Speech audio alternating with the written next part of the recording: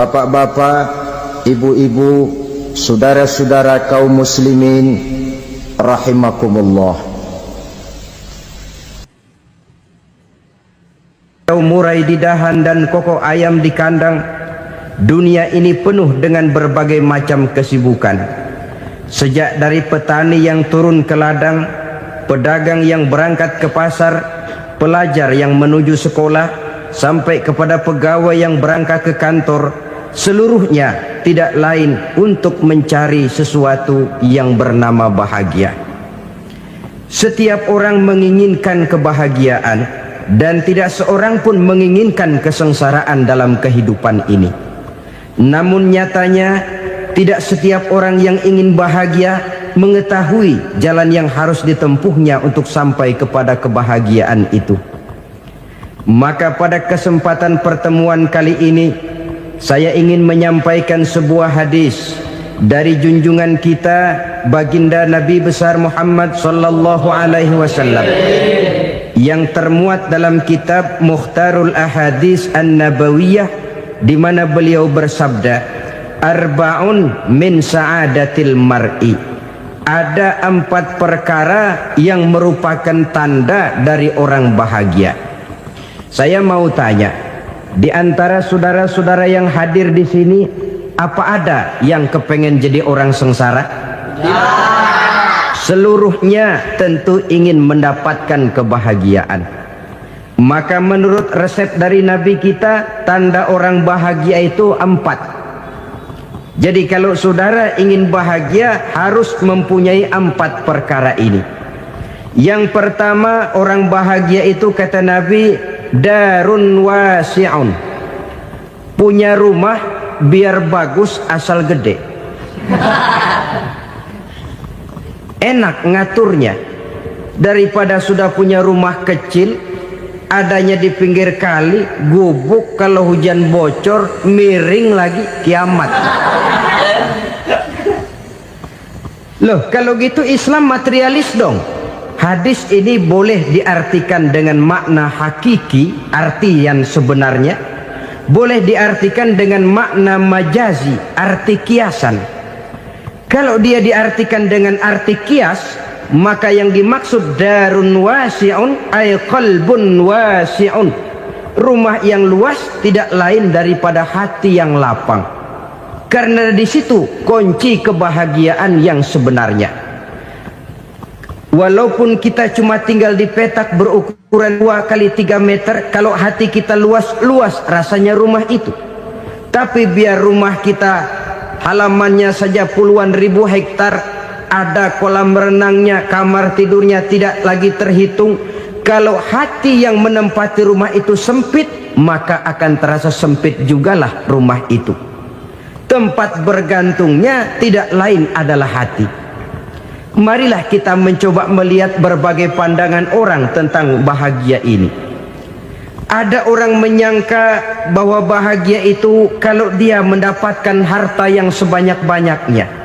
Siapa yang banyak harta, dialah raja. Apa yang dia mau, seluruhnya bisa dibeli. Keamanannya, dia bisa menyewa petugas. Seluruh fasilitas untuk menyenangkan kehidupannya bisa dibeli. Pendeknya, hartalah segala-galanya dalam kehidupan.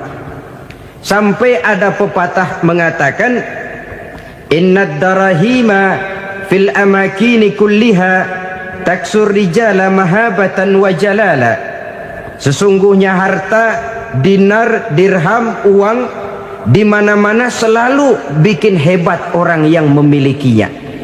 Coba lihat, orang yang punya duit sama yang enggak punya duit, jangan gaya hidupnya, gaya jalannya aja lain. Wahia lisanun liman arada fasahatan, wahia silahun liman arada qitala. Uang adalah senjata yang paling ampuh bagi orang yang mau pergi perang, dan lidah yang paling fasih bagi orang yang mau bicara. Kalau bicara dengan lidah macet, cobalah bicara dengan harta, lancar.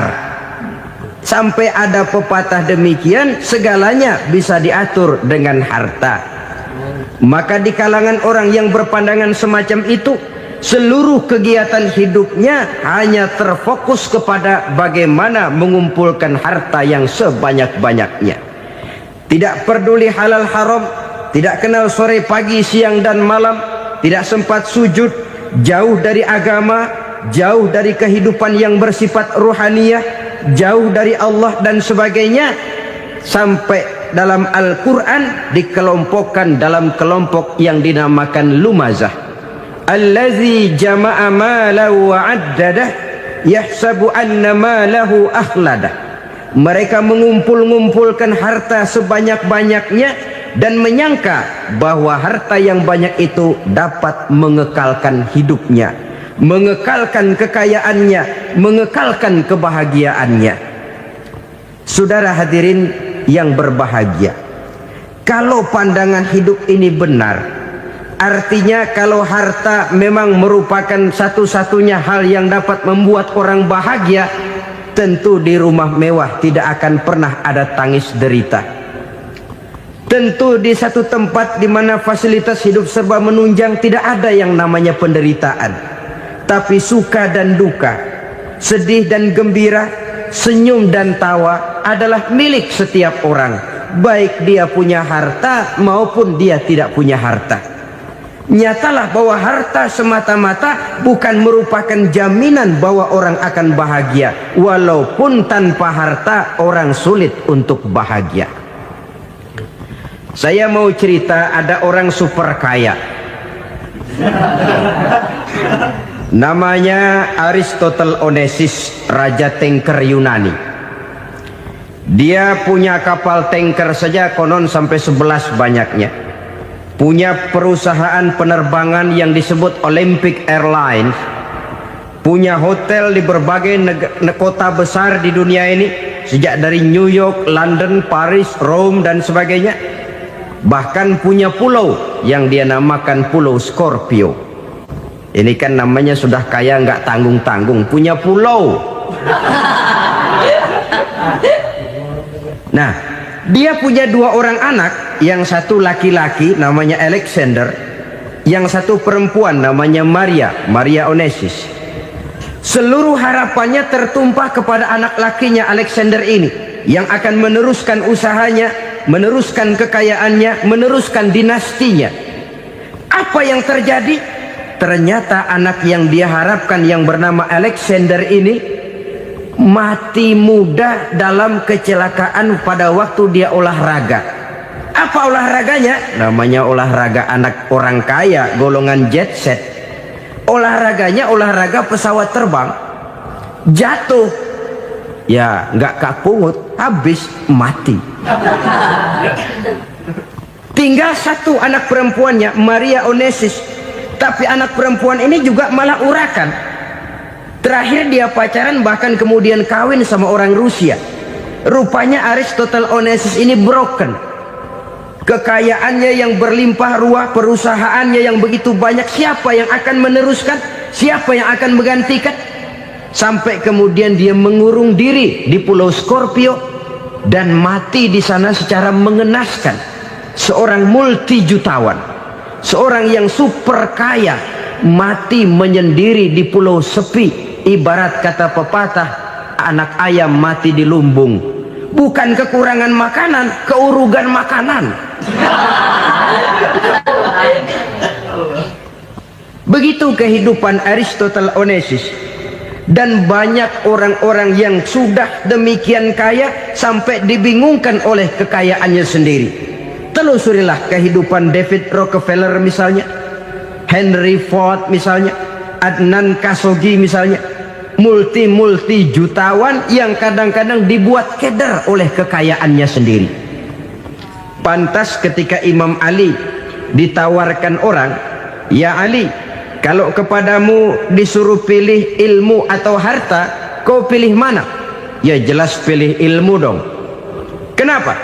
Pertama, ilmu kalau kita berikan kepada orang lain tambah. Tapi harta kalau kita berikan kepada orang lain kurang. Saudara punya uang 10.000, dibagi orang 5.000, jelas uang saudara berkurang. Tapi saudara punya ilmu diberikan kepada orang lain bisa, saudara pun makin mantap. Tidak lantas jadi bodoh karena ngajarin orang. Saudara bisa Fatihah lalu mengajarkan orang Fatihah. Orang bisa, saudara pun makin hafal. Tidak lantas setelah diajarin orang ilmunya hilang. Begitu datang dia minta orang, tolong ajarin saya Fatihah, udah habis, nggak ada.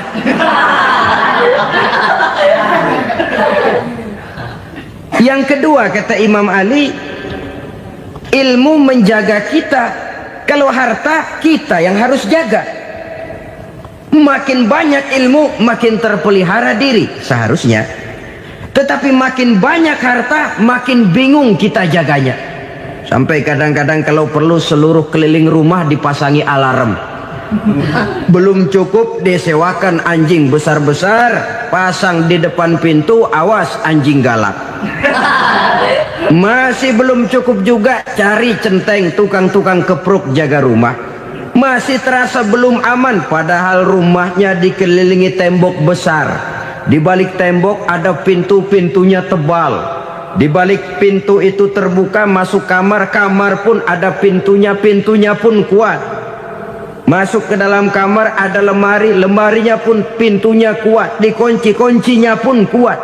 Tapi terhadap seluruhnya yang timbul cuma sekedar was-was saja. Kesimpulannya sekali lagi, tanpa harta orang memang sulit untuk bahagia. Tapi harta semata-mata tidak merupakan jaminan orang akan bahagia. Dengan hati yang luas, itu modal utama untuk mencapai kebahagiaan hidup.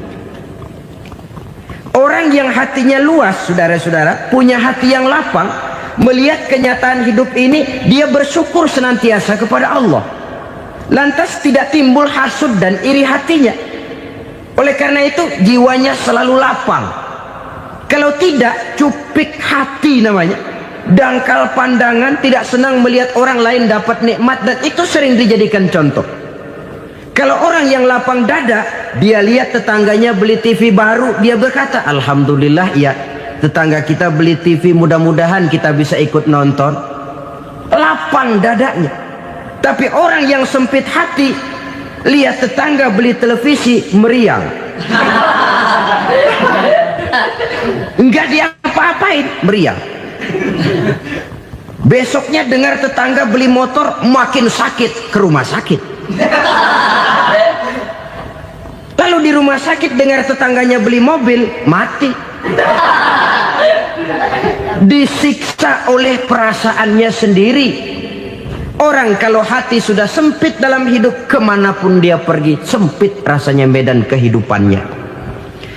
Kemudian kita melihat juga ada orang yang menilai bahwa bahagia itu katanya kalau punya kedudukan yang tinggi, pangkat yang agung, wibawa yang besar. Mungkin betul, tapi mungkin juga tidak. Bergantung kepada hati orang yang punya pangkat itu. Sama dengan harta tadi. Harta akan membawa bahagia kalau dia jatuh ke tangan orang yang berhati lapang. Tapi harta akan jadi bencana kalau jatuh ke tangan hati orang yang sempit. Pangkat akan membawa bahaya kalau jatuh di tangan hati orang yang sempit. Lebih dari itu, kenyataan mengajarkan kepada kita bahwa ternyata pangkat dan jabatan tidak selamanya memberikan kebahagiaan dalam kehidupan. Bahkan resikonya kelewat besar. Beberapa bukti kita bisa ambil dari para pemimpin dunia yang menjadi korban lantaran pangkat dan jabatan yang disandangnya. Saudara ingat Presiden Abraham Lincoln dan John Kennedy dari Amerika? Dibunuh orang. Park Chung-hee dari Korea Selatan, Ziaur Rahman dari Bangladesh, Anwar Sadat dari Mesir, terakhir Indira Gandhi dari India, menjadi korban dari pangkat dan jabatan yang disandangnya dari orang-orang yang tidak senang dia memegang jabatan itu. Dia akan mudah mengundang bencana. Sehingga pantas kalau seorang presiden terkemuka Amerika, Harry Truman namanya, dia mengatakan jabatan presiden itu, kata dia, seperti orang nunggang macan, naik macan. Harus kita taiki, kalau enggak dia bakal nerekam kita. Ngeri katanya. Adapun orang yang hatinya lapang, kalau dia menerima pangkat dan jabatan, dianggapnya itu satu kesempatan untuk berbuat baik. Tapi orang yang berhati sempit, menerima pangkat dan jabatan, bukan kadang-kadang menerima, malah berusaha setengah mati mencapai dengan segala cara. Kalau perlu jilat atas, jilat atas. Jadi golongan sumuhun dawu. Jadi kelompok kulon nuwun, yes sir, yang kerjanya cuma oke bos. Kalau perlu jilat atas, jilat atas. Kalau perlu injak yang bawah, injak yang bawah. Perlu sikut kiri kanan, sikut kiri kanan. Yang penting pangkat dapat, jabatan dapat. Orang yang semacam ini, kalau sudah mempunyai pangkat dan jabatan, biasanya dia tidak menganggap itu sebagai amanah, tidak menganggap sebagai kesempatan berbuat baik, tapi malah kesempatan untuk memperturutkan hawa nafsunya yang dilatar belakangi oleh kesempitan hatinya tadi. Apalagi kalau orang memperoleh pangkat karena banyak mengeluarkan uang. Seakan-akan pangkat dan jabatan itu sekarang macam proyek, pakai tender. Siapa yang berani bayar segini, naik. Nggak berani, minggir. Padahal logikanya, kalau orang mencapai satu jabatan karena banyak mengeluarkan uang, hampir bisa dipastikan bahwa setelah jabatan itu dia pegang, langkah pertama yang akan dilakukannya ialah berusaha bagaimana uang yang dia keluarkan supaya kembali. Ya paling kurang pulang modal dulu dong. Soal mikirin rakyat soal nanti, tapi ini modal harus pulang. Itu celakanya kalau orang memperoleh pangkat dan jabatan cuma karena banyak mengeluarkan uang. Jarang orang yang mempunyai keyakinan dan pandangan bahwa pangkat dan jabatan merupakan amanah. Jadi sekali lagi, pangkat dan jabatan mungkin saja membawa kebahagiaan kalau jatuh ke tangan orang yang berhati lapang. Tapi bisa jadi bencana kalau dia jatuh ke tangan orang yang mempunyai hati yang sempit. Dan lagi-lagi stresnya hati yang lapang. Lalu sebagian orang, saudara, ada yang berpandangan katanya bahagia itu kalau jadi orang terkenal, mempunyai popularitas, menjadi idola di kalangan remaja, di kalangan orang tua, di segala lapisan masyarakat. Padahal makin populer orang makin terikat dia. Ya kalau macam kita ini kan nggak punya nama, nggak populer, tengah malam buta mau nongkrong di warung Tegal aman. Tapi pangkat, jabatan, kedudukan, popularitas menyebabkan kita diikat dengan berbagai macam peraturan. Cuma mandi sama ke WC saja yang nggak dikawal.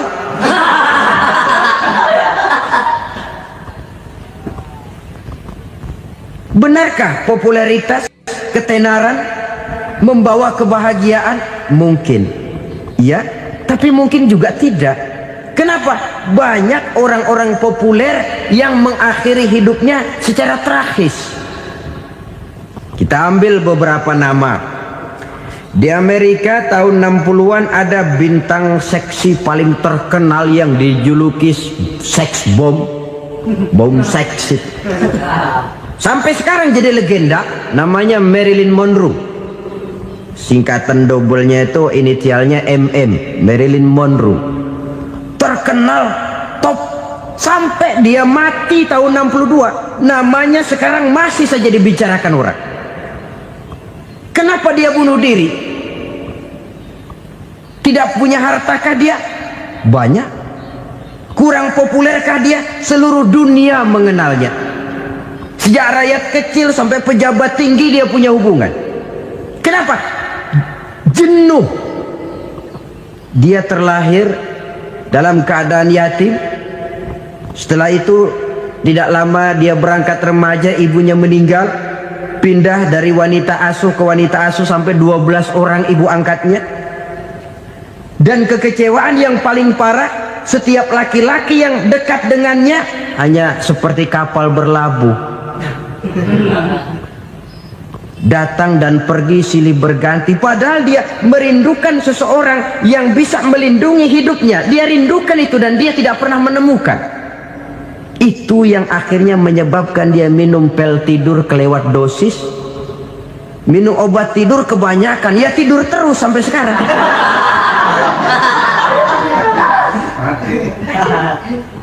Dia mengakui, saya telah memiliki ketenaran, tapi saya tidak pernah hidup dalam ketenaran itu. Saya pandai main sandiwara, tapi saya ingin hidup dalam alam yang real sebagaimana umumnya orang. Itu yang dia rindukan. Menyusul jejak yang namanya Marilyn Monroe ini, Billie Holiday, saudara kenal tentu, di rumah sakit dirawat. Dia juga minum obat overdosis, mati lagi. Jimi Hendrix minum obat tidur overdosis kelewat batas, mati lagi. Lalu yang menghanyutkan diri di danau, Janis Joplin dan Brian Jones. Ini orang-orang populer, orang-orang terkemuka yang mengakhiri hidup secara tragis, bukan karena tidak terkenal, mungkin karena sudah saking terkenalnya. Contoh paling belakangan, Bruce Lee. Wah, ini tukang-tukang kepruk tentu kenal siapa dia.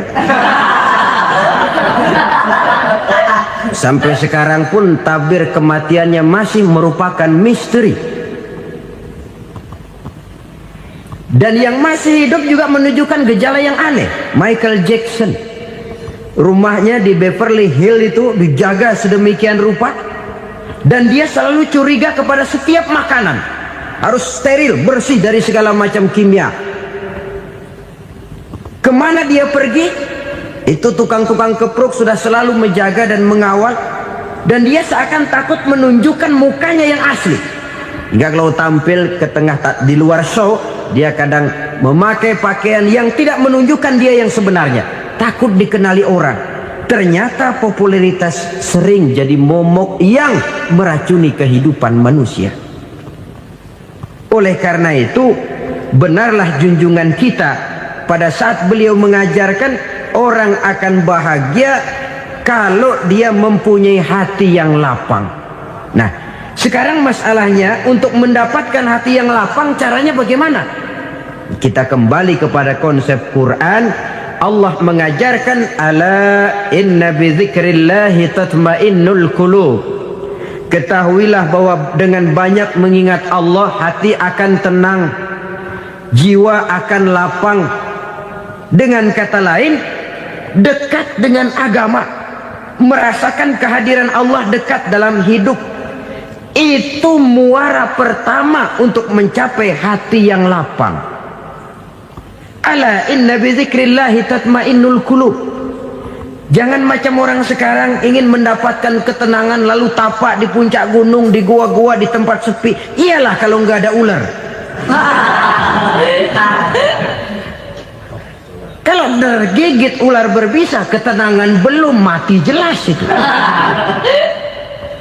Islam positif untuk mendapatkan ketenangan. Ala inna bidzikrillahi tatmainnul qulubi. Bahwa ketahuilah bahwa dengan banyak mengingat Allah, hati akan tenang, jiwa akan lapang, nuansa pikiran akan luas. Karena yang namanya bahagia ada dimanapun manusia berada. Di kampung ada bahagia, di kota ada bahagia, di ngarai, di lembah, di gunung, di hutan, di lautan, di angkasa luar, dimanapun bahagia itu ada kalau kita bermodalkan hati yang lapang ini. Dan hati akan lapang kalau kita dekat dengan agama. Dekat dengan harta buat sementara hati mungkin tenang, tapi ketenangan yang relatif dan temporer. Apalagi orang tiap kali tambah harta, tiap kali tambah rencana, itu wajar. Mungkin sebelumnya saudara berpikir, kalau punya duit 5.000 enak nih. Begitu punya duit 5.000, aduh sayang kalau 10.000 aja. Tiap kali tambah harta, tiap kali lain rencana. Makin banyak rencana, makin menjauhkan kita dari yang namanya ketenangan. Padahal ketenangan merupakan unsur utama untuk mencapai bahagia. Dan ketenangan itu bermuara dalam hati manusia. Tengoklah kehidupan ini. Orang yang banyak harta dengan orang miskin, berbedakah rasa sakit yang mereka tanggungkan? Rasanya tidak. Walaupun si kaya tidur di kasur empuk berselimutkan sutra mahal, sementara si miskin meringkuk di balai bambu yang keras dan kasar. Apabila maut datang, dia juga tidak pernah pilih bulu. Maut datang menjemput si kaya di singgasana keemasannya, dikelilingi oleh para pengasuh, dayang dan inang serta para pengawal. Dan maut pun datang menjemput si miskin papa, sehingga ia tergelepar di tepian jalan. Kedua-duanya bernama mati. Kalau nyata bahwa sakit yang ditanggung si kaya tidak beda dengan sakit yang ditanggung si miskin, bukan harta semata yang membuat orang bahagia. Hati yang tenang, jiwa yang lapang penuh kedamaian karena banyak berzikir dan mengingat Allah, itu merupakan modal utama untuk mencapai sesuatu yang bernama bahagia.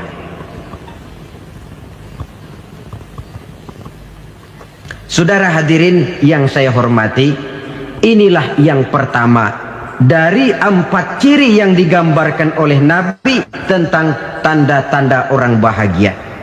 Dan harus berangkat dari yang pertama ini, hati yang lapang. Ini yang harus kita miliki lebih dahulu, baru nanti akan menyusul kepada poin yang ketiga, kedua dan selanjutnya.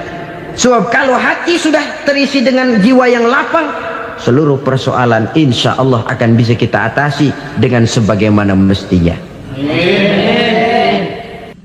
Yang kedua sekarang, tanda orang bahagia menurut baginda Nabi, markabun syariah. Orang bahagia itu, kata beliau, punya kendaraan biar cepat asal lancar. Artinya kemana dia mau pergi mudah. Apa maksud hadis ini? Kalau kita kaji lebih dalam, kendaraan itu kan alat transportasi. Transportasi tidak lain adalah usaha memudahkan komunikasi. Pindah dari situ kepada teori bahwa manusia adalah zon political, makhluk bermasyarakat yang tidak bisa memenuhi kebutuhan hidupnya secara sendirian. Kita memerlukan keberadaan orang lain dalam kehidupan ini. Untuk memakai baju saja kita sudah perlukan petani yang tanam kapas, pabrik yang memintal kapas jadi benang, pabrik yang menenun benang jadi kain, sampai kepada mesin jahit, sampai kepada tukang jahit. Itu cuma untuk memakai pakaian saja. Tidak seorang pun di antara kita yang sanggup memenuhi kebutuhan hidupnya secara sendiri. Kita perlu orang lain. Maka kebebasan dalam arti mutlak, kebebasan tanpa batas, itu tidak mungkin ada dalam kehidupan. Karena kita mengadakan yang disebut interaksi sosial. Setiap kegiatan kita tentu melibatkan orang lain. Menurut kita barangkali kita bebas jalan di jalan raya semaunya, tapi orang lain berkendaraan pun merasa bahwa ini ada juga jalan haknya, dan begitu selanjutnya. Oleh karena itu, maksud dari kendaraan yang cepat ini adalah khulata'uhu ma'as solihin. Lingkungan pergaulannya terdiri dari orang-orang soleh. Pergaulannya luas. Kemana dia pergi ada temannya. Kesulitannya ada tempat dia cerita.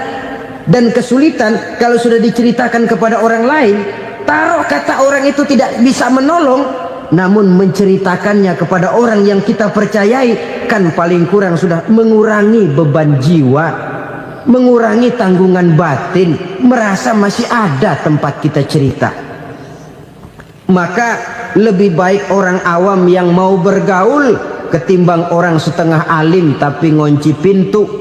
Sebab nantinya akan timbul sikap picik, cupik pandangan, dan tidak luas menghadapi kenyataan dalam kehidupan ini. Namun yang harus kita garis bawahi, pergaulan memang mesti luas. Namun jangan sekali-kali lupa bahwa pergaulan sangat besar pengaruhnya dalam ikut membentuk kepribadian manusia. Sehari-hari bisa kita bilang, kalau kita dekat sama tukang minyak wangi, sekalipun nggak dibagi minyaknya, baunya tentu dapat. Betul? Tapi dekat sama tukang elas, walaupun nggak kena apinya, asapnya mesti kena. Kalau Syauqi mengatakan lebih jelas lagi, man asyaral asrafa asa musyarrafan wa muasyiral anzali ghairu musyarrafin. Awalam taral jildal hakira muqabbalan bisagri lamma sara jildal mushaf. Siapa yang bergaul dengan orang mulia, dia bakal ikut menjadi mulia. Tapi siapa yang berteman dengan orang hina, dia tidak bakal ikut menjadi mulia. Tidakkah kau lihat, kata Syauqi, kulit kambing yang hina pun dicium orang ketika menjadi kantong Quran. Kulit kambing hina, kalau dia sendirian gak ada yang mau cium. Tapi begitu dia bergaul dengan Quran, menjadi kantong Quran, dipakein minyak wangi, ditaruh di tempat yang tinggi, mau diambil dicium dulu, dibawa dengan penuh hormat dan hati-hati. Kulit kambing yang hina lantaran berteman dengan Quran, numpang mujur. Tapi coba lihat kalau kulit kambing berteman dengan kayu, jadi beduk, habis. Zohor dikemplang, asar dipukul. Itu pun sedikit saja, cuma salah milih teman. Yang temannya Quran dihormati orang, yang temannya kayu lantaran jadi beduk, gelap-gelap subuh orang udah kemplangin.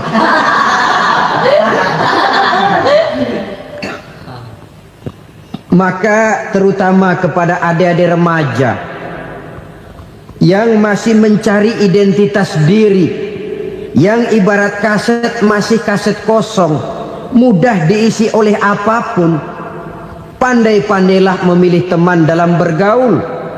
Karena banyak orang yang tadinya baik-baik, ketika terseret dalam pergaulan dengan orang yang tidak baik, kebaikannya menjadi lentur dan luntur.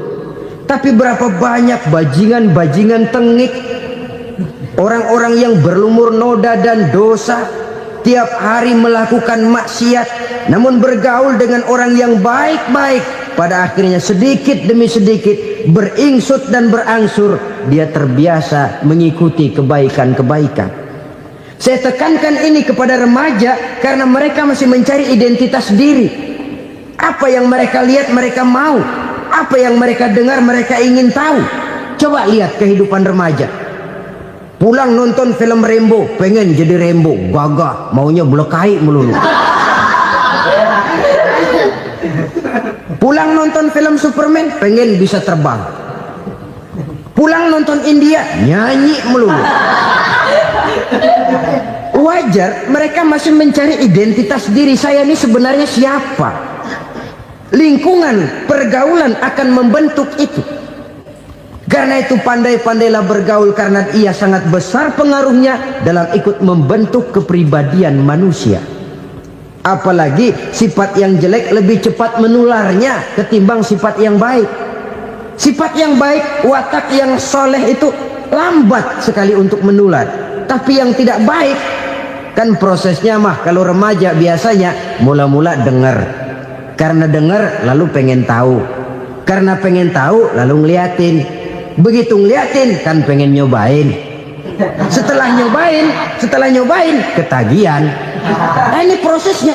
Yang namanya ganja, morfin, narkotik, awalnya kan begitu.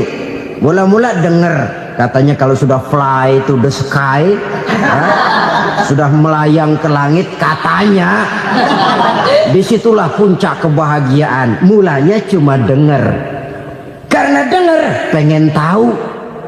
Karena pengen tahu lalu ngeliat, kumpul sama orang yang suka ngeganja. Setelah ngeliat, nah pengen ngerasain. Begitu ngerasain enak juga, ketagihan. Kalau sudah ketagihan jadi penyakit kronis, bisa merembet kepada yang lain. Iya, kalau orang tuanya mampu untuk beli morfin, beli ganja. Kalau tidak kan pikirannya ngayap, jemuran siapa ya gue sabet. Timbullah perbuatan-perbuatan negatif yang bermula dari salah pergaulan. Apalagi buat adik-adik remaja yang tinggal di kota-kota besar, yang pengaruh budaya, pengaruh kesenian, pengaruh struktur kehidupan yang nampak makin individualistis, di mana persaingan tajam, tensi ekonomi tinggi, orang mudah mengalami stres. Pandai-pandailah dalam bergaul, sekali lagi, karena ia sangat besar pengaruhnya dalam ikut membentuk kepribadian manusia. Orang bahagia punya kendaraan yang cepat, artinya punya pergaulan yang luas, dan lingkungan pergaulannya terdiri dari orang-orang yang soleh. Kemana dia pergi ada teman, kesulitannya ada tempat dia cerita. Tapi kalau sudah menyendiri, hidup sendiri, kesulitan dipikiri sendiri, bisa mati belum waktunya. Tidak ada tempat berbagi rasa, tidak ada tempat bercerita, tidak ada tempat mengurangi beban dalam kehidupan. Pantas betul kalau Islam sangat menggalakkan dan menganjurkan orang kalau sudah sampai waktunya itu untuk melangsungkan nikah. Kata Nabi, ya ma'syaras syabab man istata'a minkumul ba'at falyatazawwaj. Hai para pemuda, kalau sudah mampu memberi nafkah, kawinlah, nikahlah kamu. Kenapa? Sudah ada teman hidup, tempat berbagi rasa. Kesulitan kalau ada tempat cerita akan lebih ringan ketimbang kita telan sendiri, walaupun bobot kesulitannya sama beratnya. Saudara-saudara kaum muslimin rahimakumullah, inilah ciri yang kedua, punya kendaraan biar cepat asal lancar. Kemana kita mau pergi gampang. Dengan kata lain, setelah hati yang luas, pergaulan yang luas. Dua. Yang ketiga sekarang, tanda orang bahagia itu menurut Nabi, misbahun mudhi'un, punya lampu yang terang. Oh, itu enggak problem. Sekarang sudah zamannya listrik masuk desa, Pak. Lampu sudah terang semua. Betul, kalau itu yang dimaksud. Tapi tidak cuma itu. Karena lampu yang dimaksud di sini, lampu yang akan menerangi seluruh perjalanan hidup. Dan perjalanan hidup itu sudah dimulai sejak kita terlahir ke alam ini, sampai masuk ke alam barzah, kumpul di padang mahsyar, sampai ke akhirat. Lampu yang menerangi itu yang diperlukan. Kalau lampu, katakanlah yang paling top sekarang kan lampu jenis Mercury. Taruhlah itu di rumah kita, dia cuma menerangi rumah kita, menerangi hati pun tidak sanggup. Bila kita masuk ke alam barzah, alam kubur, sanggupkah si Mercury yang begitu terang menerangi alam barzah kita? Tidak sanggup lagi. Sanggupkah lampu yang ratusan watt, bahkan puluhan ribu watt menerangi kehidupan di padang mahsyar? Tidak akan sanggup lagi. Kalau demikian, yang dimaksud lampu yang terang di sini apa? Tidak lain amal soleh, kebajikan yang kita lakukan dalam hidup. Itu yang akan jadi lampu penerang. Di dunia nama kita akan terang. Jasad kita boleh hancur terkubur tanah, tapi nama kita akan dikenang orang. Begitulah kalau orang meninggalkan kebajikan dalam hidup seperti sekarang. Ribuan orang tiap saat berziarah ke kubur Imam Syafi'i, ke kubur Imam Malik, ke kubur Imam Ghazali, ke kubur orang yang baik-baik, orang yang soleh-soleh. Kebajikannya yang ditinggalkan, yang mengukir namanya dengan tinta emas, sehingga saudara sudah terbaring di alam kubur. Orang lewat, Allah, ini kuburannya Fulan bin Fulan, dulu ini kebaikannya Masya Allah, saya ikut merasakan. Mari kita mampir sebentar, kita Fatihah, mohon disampaikan Allah pahalanya kepada almarhum. Al-Fatihah. Itu kalau orang baik-baik. Lalu saudara tanya, Pak, orang mati dikirimin Fatihah apa nyampe pahalanya? Saya jawab, kalau saudara nggak percaya, mati dulu dah. Nanti saya Fatihain, tungguin di sana. Umpama nggak sampai, balik lagi kemari. Sekarang ini kan maunya otak-otakan saja. Kalau nggak masuk otak, nggak percaya. Padahal alam gaib itu nggak bisa diotak-otakin. Sama saja dengan saudara pernah dengar cerita kapal tanpa emas tenggelam kan? Pernah nggak? Di mana? Ya, di laut Masa Lembo. Begitu ketampung Mas tenggelam, ratusan penumpang itu terjun ke laut, dipermainkan gelombang, berjuang menghadapi maut itu. Orang lagi timbul tenggelam di lautan, dihantam ombak, kita tengokin pakai helikopter. Pak, lagi timbul tenggelam ya? Iya, tolongin. Jangan khawatir Pak, nih saya kirim intan Pak, harganya 10 juta. Kira-kira orang yang timbul tenggelam di laut seneng nggak? Tidak. Kan mahal toh intan 10 juta. Kenapa dia nggak senang? Karena intan 10 juta dalam kondisi seperti itu tidak sanggup menyelamatkan dia. Dia akan girang kalau dikirimin ban mobil bekas, dikirimin papan terentang atau bambu. Intan yang 10 juta dia nggak girang. Ban mobil bekas yang 1000 perak, tuh pegang, itu yang dia girang betul. Inilah sebabnya Nabi berkata, mal mayyitu fi qabrihi illa kal ghariqil mutaghawwis. Orang yang meninggal di alam kuburnya seperti orang timbul tenggelam di lautan. Yantaziru da'watan min ahli, menunggu doa dari keluarganya yang masih hidup. Duh, bapak saya sudah meninggal, saya sayang benar sama dia. Kirimin kulkas ke kuburannya Itu sama saja dengan tadi orang tenggelam di lautan dikirimi intan yang harganya 10 juta, ndak sampai. Begitulah kalau kebajikan yang kita tinggalkan dalam hidup, sudah mati pun kubur kita masih diziarahi orang.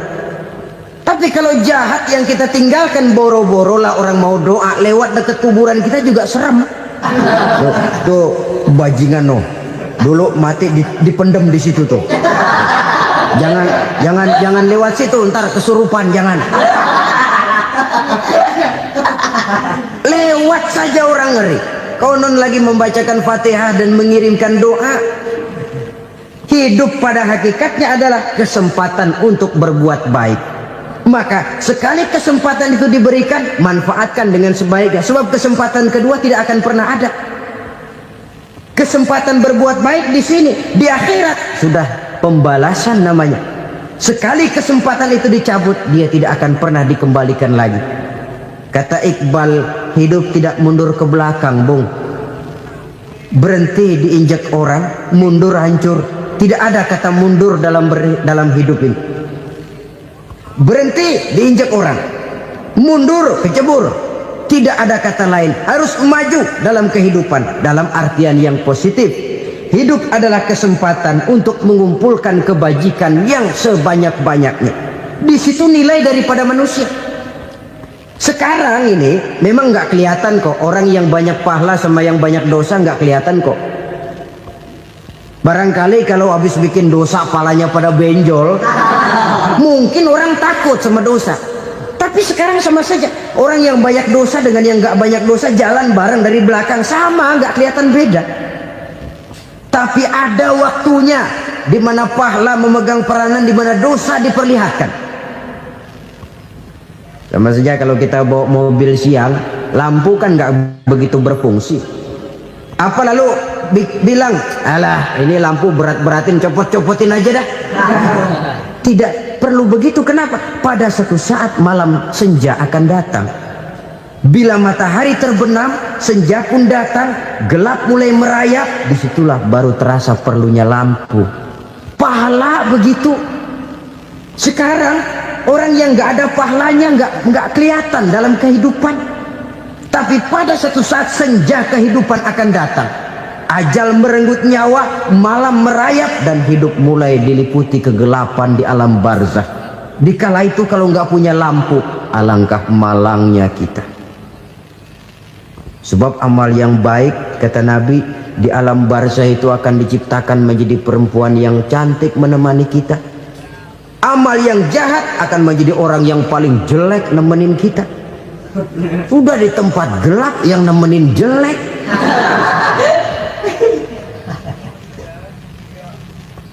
Kaum muslimin rahimakumullah.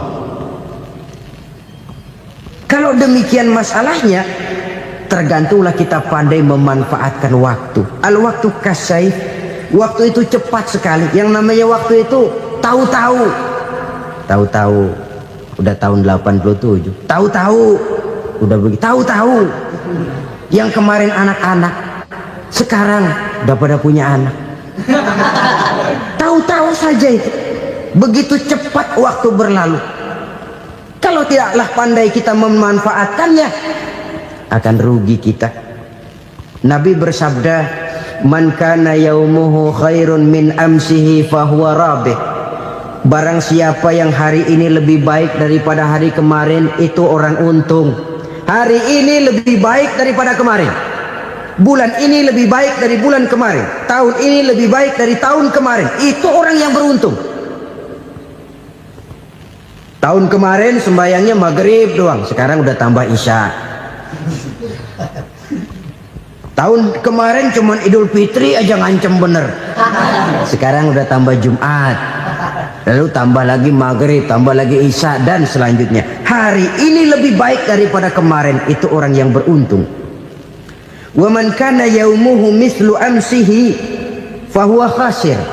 Lalu barang siapa yang hari ini sama saja dengan hari kemarin, itu orang rugi. Hari ini sama dengan kemarin, rugi itu. Bulan ini begitu, bulan kemarin begitu, tahun ini begitu, tahun lalu juga begitu. Rugi itu orang. Rugi apa? Rugi umur. Umur tambah, amalan gak pernah tambah. Dan saya pikir lebih merupakan azab ketimbang nikmat kalau orang dikasih panjang umur cuma untuk numpuk dosa. Mending mana? Panjang umur banyak dosa sama pendek umur dikit dosa? Mending mana? Mending mana? Ya, paling mending tentu panjang umur banyak pahala. Tapi kalau tidak, sekali lagi, lebih merupakan azab ketimbang nikmat kalau orang diberikan panjang umur tapi cuma untuk sekedar menumpuk dosa. Kehilangan kesadaran bahwa dunia bukan terminal akhir dari satu perjalanan. Dia cuma halte di mana kita berhenti sebentar untuk menuju kepada terminal yang hakiki. Saudara-saudara kaum muslimin rahimakumullah, inilah lampu yang akan menerangi kehidupan. Amal yang kita lakukan di dalam kehidupan. Jadi yang dimaksud dengan lampu yang terang, kebajikan yang kita kerjakan dalam hidup. Nah, setiap orang di awal tadi saya bilang ingin bahagia. Bahagia itu kan hakikatnya kumpulan senang dan selamat. Senang, selamat. Apa bedanya? Senang tapi tidak selamat, nggak bahagia. Selamat tapi nggak senang, nggak bahagia orang. Contoh, kalau orang korupsi, duitnya banyak, senang dia, tapi keselamatannya. Ada tentara baris di samping rumahnya udah bingung, padahal tentara latihan. Tentara cuma latihan, dia bingung. Senang, tapi karena keselamatannya tidak terjamin, dia tidak bahagia. Sebaliknya pegawai negeri jujur benar, cuma segaji-gajinya, selamat nggak korupsi tapi melarat, ya nggak bahagia juga, kurang senang. Kesenangan dan keselamatan untuk dunia saja, ya sekali lagi, kalau cuma sekedar untuk dunia saja, bisa dibeli pakai uang, bisa dibeli pakai uang. Saudara ingin selamat, bisa dibeli pakai uang. Saudara ingin senang, bisa dibeli dengan uang. Tapi setelah mati masuk ke alam barzah, habis kekuasaan uang. Nggak bisa lagi beli keselamatan pakai uang, tidak mungkin lagi membeli kesenangan dengan uang. Di situ pahala yang megang peranan. Makin banyak pahala, makin banyak saham untuk membeli kesenangan dan keselamatan, untuk memperoleh yang namanya bahagia. Dan jangan lupa loh, di alam barzah kita nggak sebentar, menunggu datangnya kiamat. Loh iya, kalau kita begitu dikuburin terus kiamat datang, untung. Tapi kalau masih harus 1000, 2000, puluhan ribu tahun yang akan datang, dalam satu penantian yang begitu lama, tanpa saham untuk memperoleh kebahagiaan, satu kemalangan yang tidak ada pernah putus-putusnya. Janganlah tergelincir oleh kebahagiaan sebentar yang menipu dengan mengorbankan kebahagiaan hakiki yang berjangka panjang. Apa artinya senyum sejenak kalau harus ditebus dengan tangis seumur hidup? Biarlah kita minum jamu, pahit memang, getir memang, tapi kan besok badan sehat. Daripada sekarang minum sirup, manis memang, enak memang, tapi bibir pada jontor besoknya. sirawan, batuk, nggak karu-karuan. Banyak orang tertipu oleh kesenangan yang sebentar, padahal laisa kullu ma yalma'u zahaban. Belum tentu semua yang berkilat itu emas, belum tentu semua yang gemerlap itu intan. Karena itu marilah manfaatkan kesempatan yang diberikan Allah ini untuk mengumpulkan kebajikan yang sebanyak-banyaknya.